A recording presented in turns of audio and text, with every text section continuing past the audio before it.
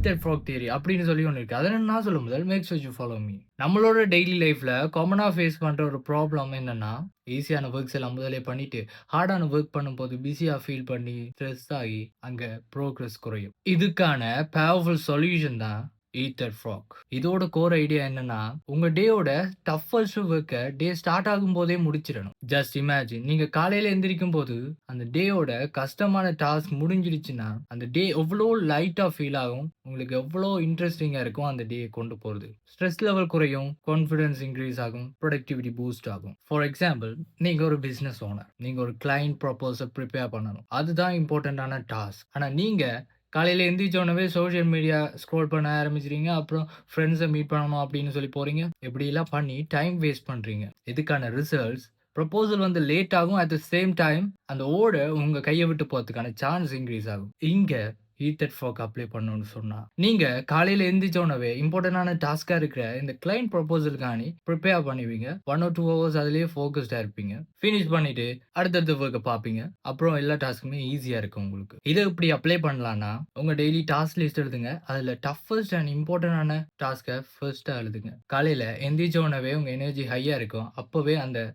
டஃபஸ்டான இம்பார்ட்டன்டான ஒர்க்க செஞ்சு முடிச்சிடுங்க. அண்ட் இம்பார்ட்டன்டான விஷயம், மல்டி டாஸ்கிங் அவாய்ட் பண்ணிட்டு அந்த ஒரு ஒர்க்ல மட்டும் ஃபோகஸ்டா இருங்க. If you eat a frog first thing in the morning, the rest of the day will be easier. இந்த வீடியோ பிடிச்சிருந்துச்சுன்னா லைக் பண்ணுங்க, ஃப்ரெண்ட்ஸுக்கெல்லாம் ஷேர் பண்ணுங்க. அண்ட் நம்ம பேஜ ஃபாலோ பண்ணுங்க. அப்புறம் see you.